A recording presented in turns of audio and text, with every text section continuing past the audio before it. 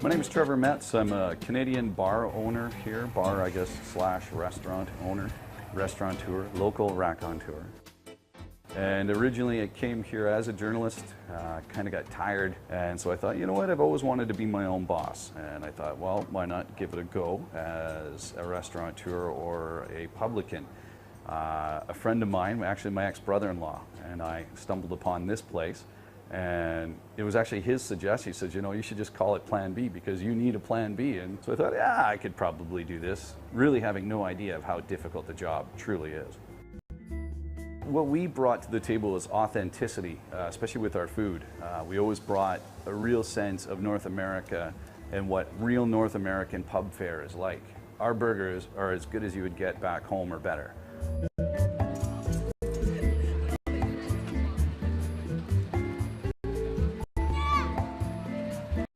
Chinese now are more sophisticated in their tastes. A lot of them have traveled now, and they've been abroad or studied abroad or just traveled around the world, and they know the difference between faux Western food and authentic Western food that's prepared properly, and now we're seeing that return.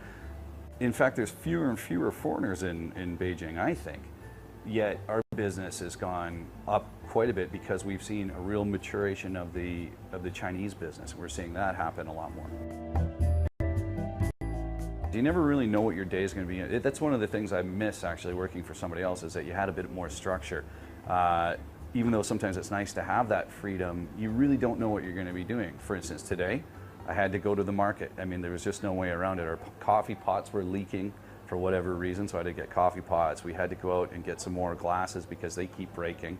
The stuff on there? But they also have this. They have this one? Yeah. That's the one I want. How much are they? I don't know what kind of relationship we have with management. It seems like 1 minute management loves us, the next minute management wants us to close our doors and never reopen.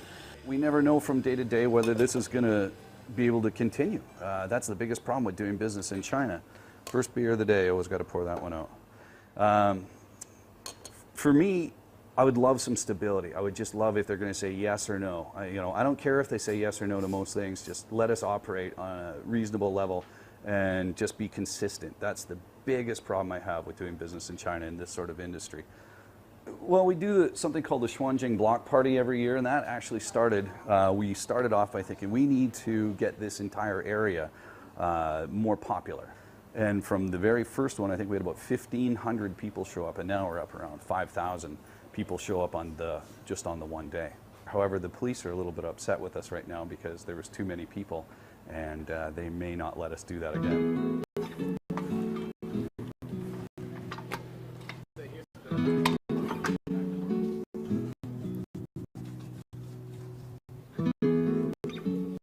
It's invaluable to try and get somebody that you can trust. It's invaluable to have that right-hand person to help you maneuver through the various channels. I'm a kind of excitable guy.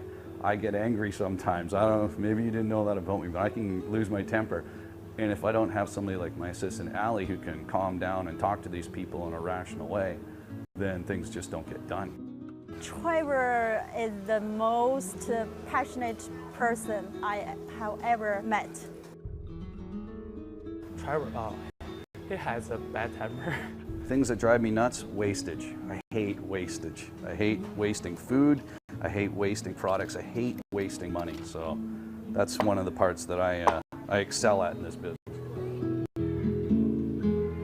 I have 3 dogs. I love the dogs. And a buddy of mine once said how, dogs are part of the family, so you got to keep them around. And this is a family kind of bar. This is like a pub you would find, say, back in England or Ireland or Canada or in the United States, where it's family run, and you get that feel. We're not a large corporation. This is a big part of our identity. Jack, come here, my boy. Come here, my son.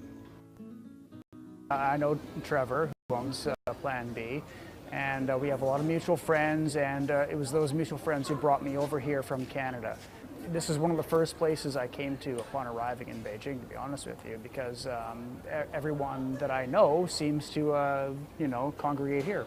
I would say that this is a very international place where, you know, everybody comes through from every culture, and yeah, they do seem to mesh. For instance, sports. I mean, coming in to watch football, people love it, from the Chinese to, you know, everybody else. I mean, everybody loves this sort of thing. I remember we had this great group of South Koreans in when they were playing, and we all just had an absolute gas together. Everybody was drinking and hugging and high-fiving, and yeah, it brought the international community together, and you know, that's special. You don't find that all the time, and that's something that I think people appreciate.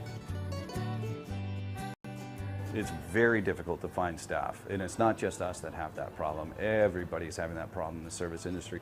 We also require a bit of English with our staff, and that's hard to get because generally the people that have English skills don't want to work in restaurants and bars. They're hoping for different careers. I've been working here for 2 years, about 2 years, and I like this environment. The best thing is I see them enjoy here. I mean, enjoy food, enjoy drinks, enjoy chatting with other people. Yeah. I like being my own boss. There's an inherent value to that people, you know, to me it's tangible. I love it. So that's something I wouldn't really want to give up. I mean, I still have those pings where I think, man, I'd like to be back in journalism. I will always miss that.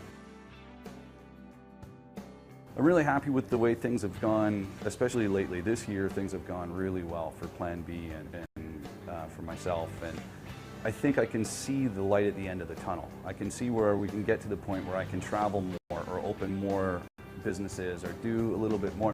The freedom is coming here, but it's been a lot of hard work. So, you know, I'm proud of where I've gotten through the hard work. I still miss journalism. There's times when I still miss it, but I'm pretty proud and happy